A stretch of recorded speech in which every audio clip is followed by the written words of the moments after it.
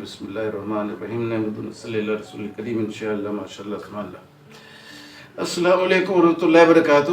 آج کا موضوع ہے کہ قرآن اور یہودی کی تورات کے مطابق صلیبی موت لعنتی موت نہیں تھی، یعنی عیسیٰ علیہ السلام جو مصلوب ہوئے تھے کراس پر وہ لعنتی موت نہیں تھی۔ تو کرسچن کا جو ایمان ہے کہ وہ لعنتی موت تھی، اور اس وجہ سے وہ بولتا ہے کہ قانون کے لعنت سے آزادی مل گیا۔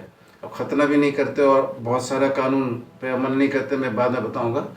تو یہ غلط تصور تھا ان کا کہ لعنتی موت ہے، کیونکہ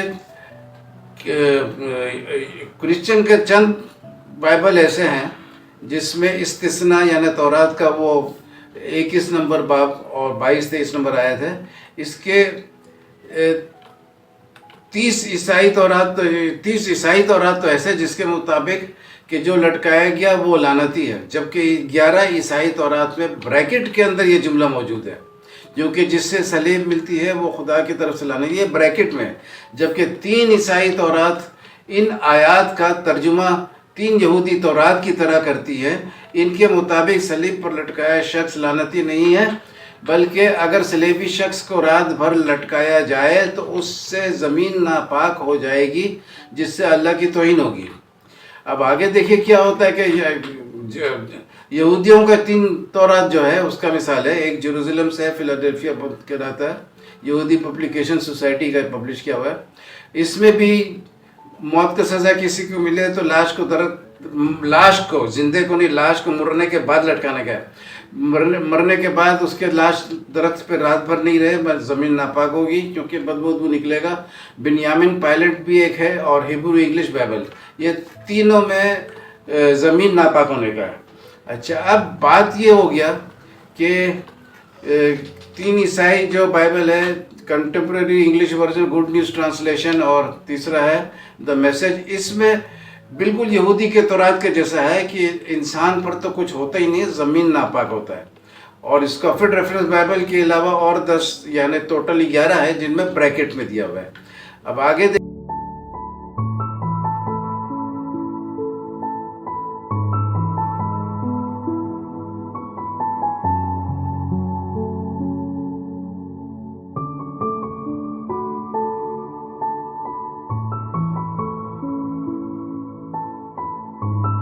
دیکھیے کیا ہے کہ 30 عیسائی تورات کا تو نام لینا بیکار ہے، وہ آپ کو ویڈیو میں نظر آ جائے گا۔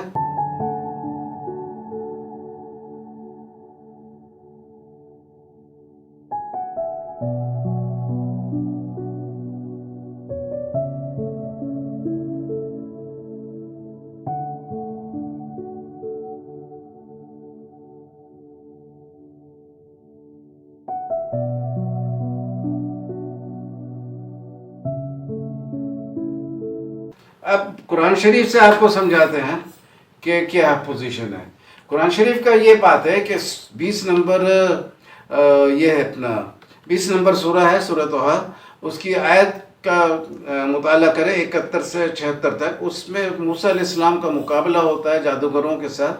موسیٰ علیہ السلام کا لاٹھی سانپ میں تبدیل ہوتا ہے اور جادوگروں کے بنائے ہوئے چیز کو کھا جاتا ہے۔ جادوگر سجدے میں پڑ جاتے ہیں اور بولتے ہیں اللہ پہ ایمان لائے، تو فرعون غصہ ہوتا ہے، بولتا ہے میری اجازت کے بغیر کی ایمان لائے، تمہارا ہاتھ کاٹیں گے، پاؤں کاٹیں گے اور تم کو کھجور کی درخت پر مصلوب کریں گے۔ تو اللہ تعالیٰ یہ نہیں بتاتے ہیں کہ یہ تو لعنتی ہو جائے گی یہ لوگ، بلکہ اللہ یہ بتاتے ہیں کہ جو بھی نیک کام کر کے آئے گا تو آخرت میں اس کے لیے اجر ہوگا۔ تو قرآن کے روشنی میں یہ بالکل غلط تصور ہے کہ لعنتی موت کا تصور، اور تورات جو یہودی کا کتاب ہے اس میں بھی نہیں ہے، اور 3 اور 11 14 عیسائی بھی تورات ایسا ہے جو یہودی کے تورات کو تصدیق کر رہی ہے۔ تو باقی 30 تورات جو کرسچن لوگ پرنٹ کر رہے ہیں اور اس میں متن کے آیت کے اندر ڈال دیے جو لٹکائے گا لعنتی ہے، یہ تو بالکل 100% ثابت ہے کہ یہ تحریف کیے ہیں۔ اور مزے کا بات یہ ہے کہ جب یہودی کا یہ کتاب ہے تو کرسچن کو کیا حق ہے تحریف کرنا ہے؟ تحریف کرنے کا تو یہودی کو بھی نہیں ہے تحریف کہ یہودی اپنا تورات میں تحریف کرے، لیکن کرسچن کو تو شرم کی بات ہے کہ یہ تحریف کرتے ہیں۔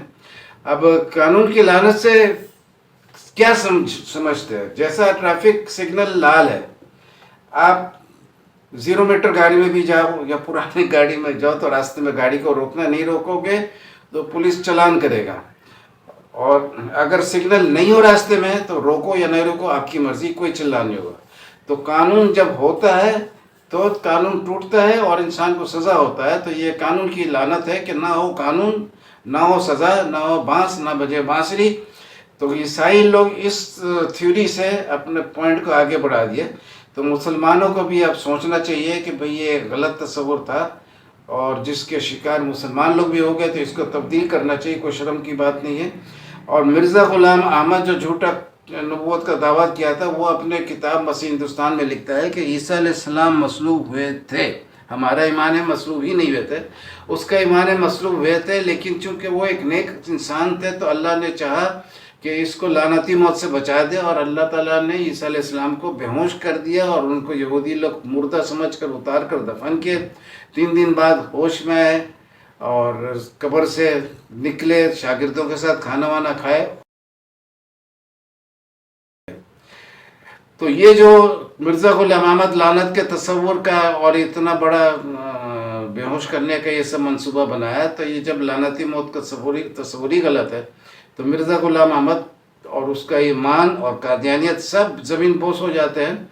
इन सब को तौबा करना चाहिए और क्रिश्चियन लोग को भी तौबा करना चाहिए कि खतना भी करना चाहिए, तौबा भी करना चाहिए, ताकि उनके आने वाले नस्लों को भी अल्लाह ताला माफ़ करे और इनका भी तौबा कबूल करे और अपने बाप दादा के लिए भी तौबा करे। हो सकता है अल्लाह ताला उनके लिए भी कुछ मग़फ़िरत का रास्ता निकाल दे। तो इन बातों के साथ आज सबको नसीहत है, मैं बुढ़ा भी हूँ, वसीयत भी कर सकता हूँ, और ये नसीहत है कि हक़ को तस्लीम करने में देर नहीं करें, क्योंकि इस मज़मून में पता नहीं कितना साल हो गया, तकरीबन 22 साल के जैसा हो गया। 50 मिलियन रुपये का इनाम भी रखा हूँ, आज तक किसी ने इसको रद्द नहीं कर सका। बल्कि एक बहुत खूबसूरत बात बताता हूँ कि डेड सी स्क्रॉल के नाम से मशहूर है कि बाइबल का कुछ नुस्खा इस्लाम आने के पहले भी डेड सी स्क्रॉल से मिला। अब क्रिश्चियन लोग बहस करते थे क्रिश्चियन मुस्लिम ग्रुपों में, तो मेरे को बोले कि वो डेड सी स्क्रॉल में है, लेकिन अल्लाह के फजल से डेड सी स्क्रॉल को देखा। जब डेड सी स्क्रॉल को देखा तो पता चला कि डेड सी स्क्रॉल में वो सफ़ा ही मौजूद नहीं है जिसमें लानती मौत का तस्वुर वाला ड्यूटेरोनॉमी इस्तिस्ना बाब 21 आयत 22-23 का वो मौजूद ही नहीं है। और इसका सबूत ये भी है कि क्रिश्चियन लोग एक बाइबल प्रिंट किए हैं डेड सी स्क्रॉल, और उसमें पूरा बाइबल प्रिंट है, लेकिन जिसमें जो आयत डेड सी स्क्रॉल में नहीं था उसका प्रिंट मुख्तलिफ कर दिया बाकी आयतों से, कि पता चले कि ये आयत डेड सी स्क्रॉल में नहीं था। तो इसके साथ आज का टॉपिक क्लोज करता हूँ। उम्मीद है कि आप इसको देखेंगे और लुत्फ़अंदोज़ होंगे। और जैसा जानवर को ज़बह करते हैं, झटका मार के टेबल सजा के खा लेते हैं, किबला का तस्वुर ख़त्म कर दिया, तो अब इनको पता चल जाएगा कि ये सब फालतू बात था कि अब कानून का लानत से आज़ादी नहीं मिला है। कानून को अपने साथ लेके चले।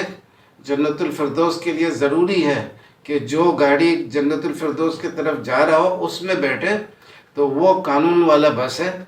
बाकी जो गैर कानूनी काम कराया है, सेंट पॉल तौबा करे, इस्तग़फ़ार करे और पास्ट प्रेजेंट एंड फ्यूचर साथ में जोड़ दे।